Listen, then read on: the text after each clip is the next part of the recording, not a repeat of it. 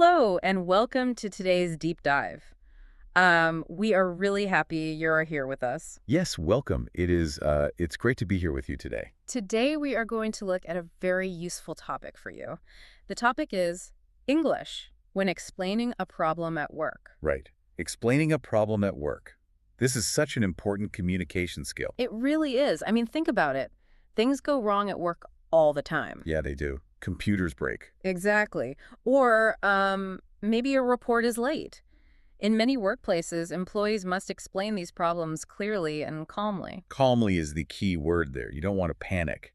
You want to show your manager that you are in control. Right. And when professionals explain a problem, they usually do three simple things. 3 steps. First, they describe the problem. Second, they explain why it happened. And third, and this is very important, they suggest a possible solution. Yes, a solution. Good communication helps teams solve problems quickly. It makes your manager trust you more.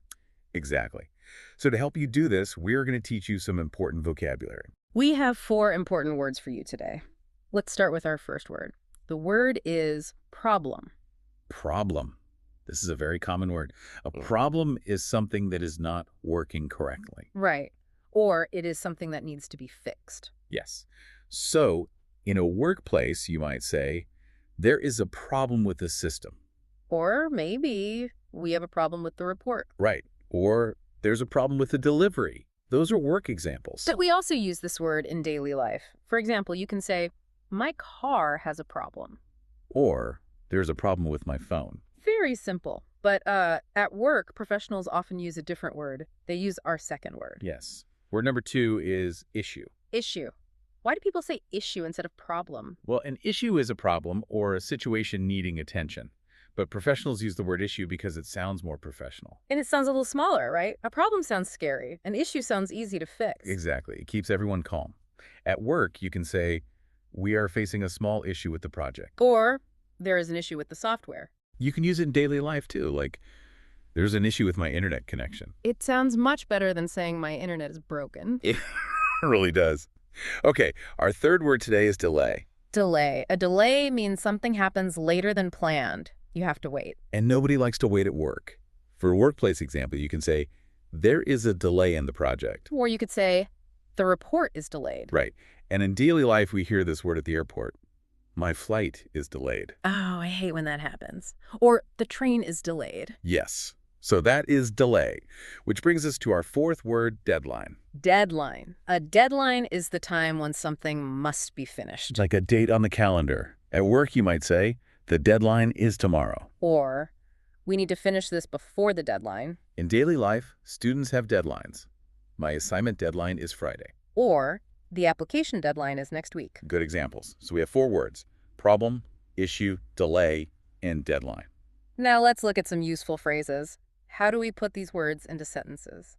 Well, professionals use polite and neutral language. Neutral language. That means you do not sound angry. Right. You stay calm.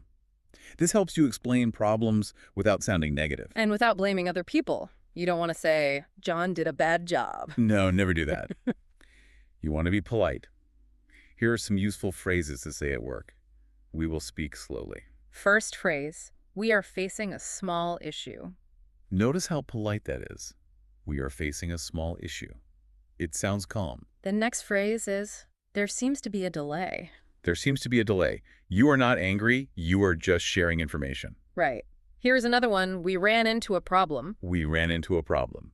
It means the problem was an accident. It was a surprise. Yes. Okay, the next phrase is, there might be a problem with the system. There might be. That means you are still checking. You are not 100% sure yet. Exactly. And when you are checking, you can use this phrase, we need to take a closer look at this. We need to take a closer look at this. It means you are going to study the problem. Managers love to hear that. They really do. And the last phrase is the best one. We are still working on a solution. Yes, we are still working on a solution. It shows you are trying to fix it. Okay, so let's use these phrases in real workplace situations. What are some common problems? Well, one common problem is missing data. Yes, missing data in a report. If numbers are missing, that is a problem. Another example is a technical problem. Maybe the computer system is not working. Or a delayed project. Maybe your team needs more time. Sometimes there is a supplier problem. The company you buy materials from is late. And of course, a deadline problem. You cannot finish the work on time. So How do you explain this calmly? Let's bring it all together. Let's use a full sentence. Listen to this specific example. There seems to be a delay because the supplier has not delivered the materials yet. Let's hear that one more time. There seems to be a delay because the supplier has not delivered the materials yet. It is a perfect sentence. It is polite, it is clear, and it explains the reason. All right, now let's do a quick role play. Yes, let's practice. Imagine a workplace situation. One person is the manager. One person is the employee. We will show you how this sounds. I will be the employee. You can be the manager. Sounds good. Now the situation is this. The employee needs to tell the manager that the project is delayed. And the reason is because some information is missing. Listen to how the employee talks to the manager. Ready? Let's start. Hi, do we have an update on the project? Yes, but we are facing a small issue. What seems to be the problem? Some of the information is missing, so we can't complete the project yet. Do you know when it will be ready? We expect to finish it tomorrow. And stop. That was great. It was very short, but very professional. Let's briefly explain why this conversation was so successful. It was successful because of the phrases you used. When I asked for an update, you said facing a small issue. Right. I stayed calm and polite. I did not say, we have a huge disaster. Exactly. You kept the problem small, and then you focused on the facts. I said, some of the information is missing. I did not blame anyone. I just explained the situation. Yes. You focused on the problem, not the person. And the best part was at the end. I offered a solution. I said, we expect to finish it tomorrow. That is so important. You answered my question and gave me a new deadline. So let's remind you of the golden rules when explaining a problem. Rule number 1, stay calm. Rule number 2, use clear language. Use words like issue, delay, and deadline. Rule number 3, focus on the problem, not the person. Do not blame your coworkers. And rule number 4, suggest possible solutions. Tell them how you will fix it. If you follow these rules, your manager will respect you very much. Yes, they will. Now, we have a simple practice question for you, the listener. Have you ever had a problem at work?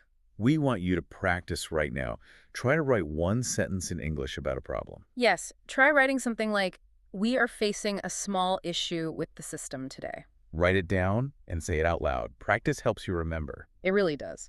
Now, we want to leave you with a final thought to think about today. Think about how using neutral words completely changes a conversation. Yes. Just saying issue instead of problem changes how people feel. Or focusing on the missing information instead of blaming your coworker. When you do this, your manager does not get angry. They stay calm, too. Exactly. The words you choose can completely change how your manager reacts to bad news. It shows that you are a smart and professional employee. Before we finish, remember, good communication makes work easier. Thanks for listening to Workplace English.